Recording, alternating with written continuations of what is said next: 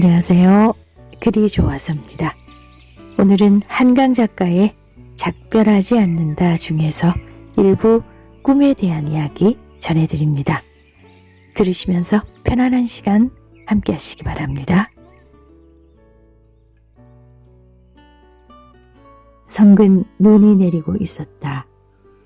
내가 서 있는 벌판의 한쪽 끝은 야트막한 산으로 이어져 있었는데 등성이에서부터 이편 아래쪽까지 수천 그루의 검은 통나무들이 심겨 있었다.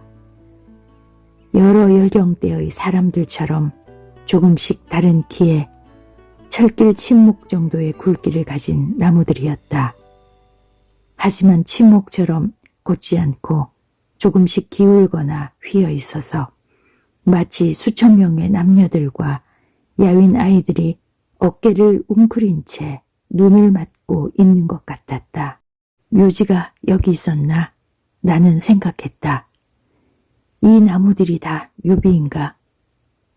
우듬지가 잘린 단면마다 소금결정 같은 눈송이들이 내려앉은 검은 나무들과 그 뒤로 엎드린 봉분들 사이를 나는 걸었다. 문득 발을 멈춘 것은 어느 순간부터 운동화 아래로 자작자작 물이 밟혔기 때문이었다. 이상하다 생각하는데 어느 틈에 발등까지 물이 차올랐다.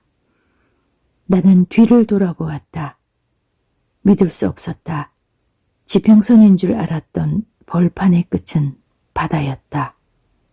지금 밀물이 밀려오는 거다. 나도 모르게 소리내어 물었다. 왜 이런 데다 무덤을 쓴 거야? 점점 빠르게 바다가 밀려 들어오고 있었다. 날마다 이렇게 밀물이 들었다 나가고 있었던 건가? 아래쪽 무덤들은 봉분만 남고 뼈들이 쓸려가 버린 것 아닌가? 시간이 없었다. 이미 물에 잠긴 무덤들은 어쩔 수 없더라도 위쪽에 묻힌 뼈들을 옮겨야 했다.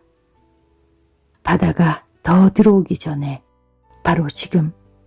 하지만 어떻게 아무도 없는데 이 많은 무덤들을 다 어떻게. 나한텐 삽도 없는데 어쩔 줄 모르는 채 검은 나무들 사이를 어느새 무릎까지 차오른 물을 가르며 달렸다. 눈을 뜨자 아직 동이 트지 않았다. 눈 내리는 벌판도 검은 나무들도 밀려드는 바다도 없는 어두운 방의 창문을 바라보다 눈을 감았다. 다시 그 도시에 대한 꿈이었다는 것을 깨닫고 차가운 손바닥으로 두 눈을 덮고서 더 누워 있었다.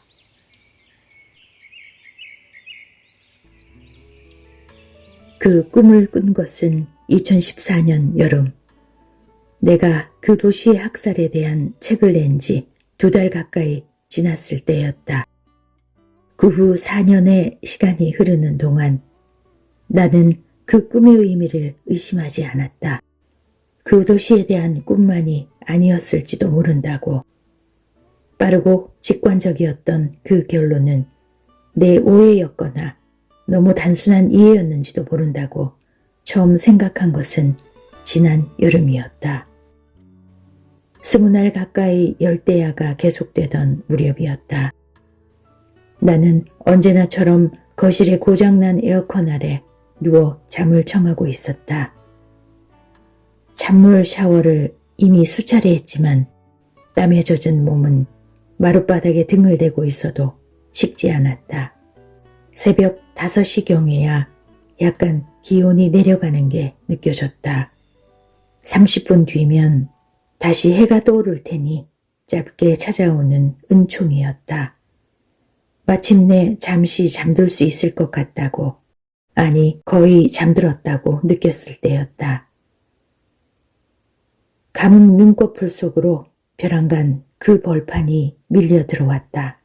수천 그루의 검은 통나무들 위로 흩어지던 눈발이, 잘린 우듬지마다 소금처럼 사여 빛나던 눈송이들이 생시처럼 생생했다. 그때 왜 몸이 떨리기 시작했는지 모른다.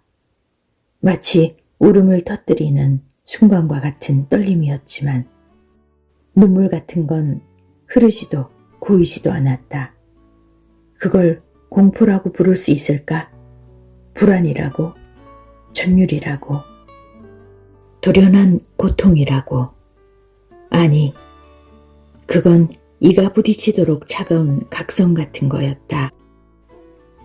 보이지 않는 거대한 칼이 사람의 힘으로 들어 올릴 수도 없을 무거운 쇳날이 허공에 떠서 내 몸을 겨누고 있는 것 같았다. 나는 그걸 마주 올려다보며 누워있는 것 같았다. 봉분 아래의 뼈들을 휩쓸어가기 위해 밀려 들어오던 그 시퍼런 바다가 학살당한 사람들과 그 후의 시간에 대한 것이 아니었는지도 모른다고 그때 처음 생각했다. 다만 개인적인 예언이었는지도 모른다고. 물에 잠긴 무덤들과 침묵하는 묘비들로 이루어진 그곳이 앞으로 남겨질 내 삶을 당겨 말해주고 있었는지도 모른다고. 그러니까 바로 지금을